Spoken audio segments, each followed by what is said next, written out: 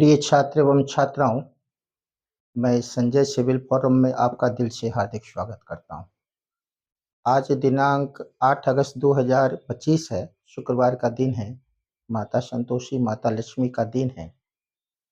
तो जो अपने लक्ष्य के प्रति 17वीं और 71वीं पीएससी में लगे हुए हैं, मैं बराबर आप लोग को शुभकामना दे रहा हूं कि अपने पर विश्वास करके अपनी जो तैयारी है, अपनी रणनीति पर विश्वास करें, अपने कर्म भूमि पर लगे रहें और मंजिल आपको मिलेगी। बड़ी मंजिल मिलेगी। जो लंबे समय से प्रतीक्षा करते हैं, सघन मेहनत करते हैं, उनको माता कभी निराश नहीं करती।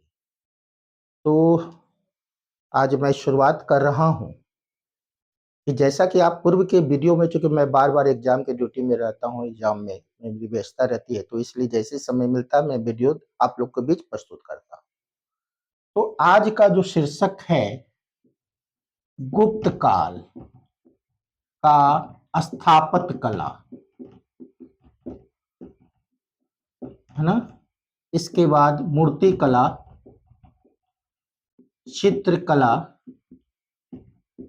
साहित्य एवं विज्ञान तकनीकी।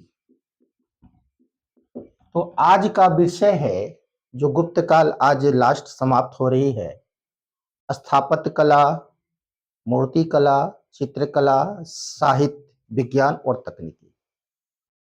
तो हिंदू और सनातन धर्म में पहली बार मंदिर में माँ दुर्गा, माँ विष्णु, शिव, पार्वती, काली, गणेश, कार्तिक सभी की मूर्तियां गुप्त काल में बनने लगी और सनातन हिंदू धर्म में मूर्ति स्थापत्य कला का स्वर्ण काल गुप्त काल को माना जाता है। तो गुप्त काल में कई मंदिर की बनने की शुरुआत हुई। सबसे पहले मंदिर बनाने के लिए मंदिर को चबूतरा पर चढ़कर गर्भगृह में मूर्ति को रखा जाता था। यानी चबूतरा पर जो है चढ़कर गर्भगृह में मूर्ति को स्थापित किया जाता था और जो मंदिर की छत होती थी प्रायः सपाट होती थी, परंतु गुप्त काल में पहला शिखर युक्त मंदिर यानी समूचे भारत में जिसमें मंदिर का शिखर का प्रयोग हुआ है, वो पहली बार प्रयोग हुआ है। वह विष्णु के 10 अवतार का मंदिर है, झांसी में 10 अवतार मंदिर, है ना? तो आप देख रहे हैं कि गुप्त काल में कई मंदिर बने। मध्य प्रदेश जो नागौद है, उसमें भुमरा में शिव मंदिर स्थापित हुए। मध्य प्रदेश के जबलपुर के तिगवा में विष्णु मंदिर स्थापित हुए। मध्य प्रदेश के नाचना कुठार में जो है पार्वती की मंदिर स्थापित हुई। तो गुप्त काल में कई मंदिर बनने के प्रमाण हैं। गुप्त काल में कई देवी देवता हिंदू धर्म में सभी की मूर्तियां गुप्त काल में बनना शुरू हो गए और वो सब नागर शैली में, है ना? अब बात आइए कि गुप्त काल की जो मूर्ति कला है ना? तो गुप्त काल में मूर्ति कला का दो केंद्र है, एक मथुरा, एक सारनाथ। गुप्त काल में जो मूर्ति कला है उसमें बुद्ध की कई मूर्तियां बनाई गई है। सारनाथ में बुद्ध की बैठी हुई मूर्ति मिली है, मथुरा में बुद्ध की खड़ी हुई मूर्ति है और बिहार के सुल्तानगंज में तांबे की बुद्ध की मूर्ति प्राप्त हुई है ना? मूर्ति कला। इसके बाद है चित्रकला। तो गुप्त काल में जो अजंता है, जो महाराष्ट्र के औरंगाबाद से कुछ ही दूरी पर है, औरंगाबाद में अजंता की गुफा, जिसकी खोज अलेक्जेंडर कनिंघम ने किया था, जो पुरातत्व विभाग के जनक भी माने जाते हैं। और अजंता में कुल 29 गुफा मिले, जिसमें 6 गुफा ही गुप्तकालीन माने जाते हैं और गुफा संख्या 16 और 17 और 19, फिर सुनिएगा, गुफा संख्या 16 और 17, 19 वह गुप्तकालीन माने जाते हैं। तो अजंता की जो गुफा है उसमें ब्राह्मण और खासकर बुद्ध के महायान शाखा की जो है उस गुफा में वर्णन किया गया है। गुफा संख्या 16 में मरणासत चित्रकार जो राजकुमारी है उसके चित्र को बनाया गया है।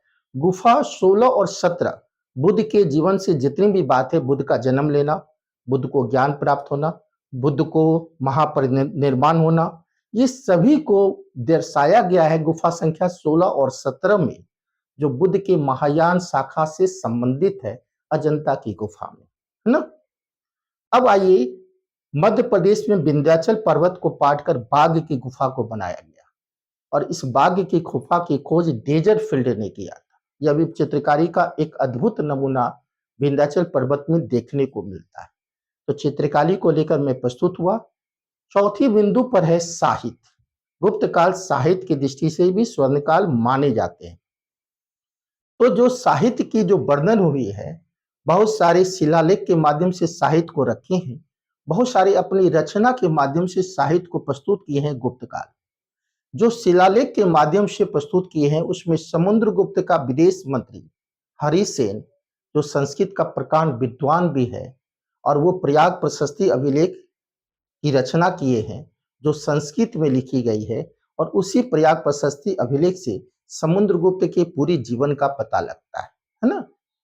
दूसरा है चंद्रगुप्त द्वितीय का जो मंत्री है वीरसेन, वह भी व्याकरण राजनीतिक का प्रकांड विद्वान है, और वीरसेन उदयगिरी लेख में शिव को स्थापित करवाए। तो शिलालेख से पता लग रहा है उदयगिरी लेख भी। इसके बाद है मंदसौर अभिलेख कुमारगुप्त के काल में, जिसको वत्स भट्टी संस्कृत के विद्वान थे वो रचना की। गुप्त काल में जो सबसे महत्वपूर्ण कवि है उसका नाम है कालिदास, जो चंद्रगुप्त विक्रमादित्य के 9 रत्न में सबसे प्रमुख माने जाते थे कालिदास।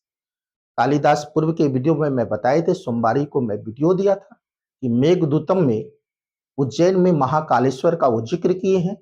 मेघदूतम, ऋतुसंहार, है ना, अभिज्ञान शंकुतलम, मौलिकाग्नित्रम, कई ऐसे पुस्तक की रचना गुप्त काल में कालिदास किए।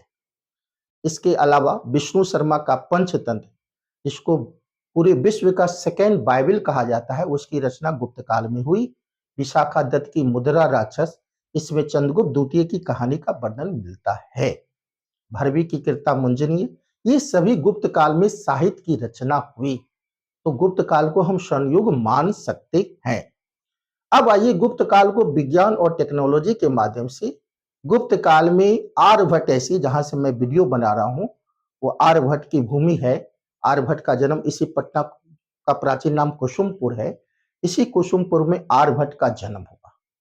और आर्यभट्ट उस समय के सबसे बड़े खगोलिस्ट थे। तो खगोल से उन्होंने गणित को अलग किया, है ना, और गणित के लिए वो पुस्तक की रचना की आर्यभट्टीय। तो आर्यभट्टीय पुस्तक में आर्यभट्ट ने बताया, अपनी शून्य का आविष्कार किया, दशमलव का आविष्कार किया, और शून्य से ही किसी मैथ का बनना संभव है ना। दशमलव का आविष्कार आर्यभट्ट किए हैं, और त्रिकोण, क्षेत्रमिति, ये सभी का वो उन्हीं का देन है आर्यभट्ट का। और खगोल के शास्त्र में वह सूर्य सिद्धांत पुस्तक लिखे हैं, और पहली बार बताए हैं कि हमारा जो पृथ्वी है सूर्य के चारों ओर चक्कर लगाती है ना। तो यह जो कॉन्सेप्ट है ये सबसे पहली बार आर्यभट्ट ने ही रखा। गुप्त काल में जो दूसरी महान विभूति है उसका नाम है बराहमिहिर, जो उस समय के सबसे बड़े खगोलिस्ट हैं, सबसे बड़े भूगोलवेत्ता हैं, और सबसे बड़ी वनस्पति वेत्ता भी माने जाते हैं बराहमिहिर को।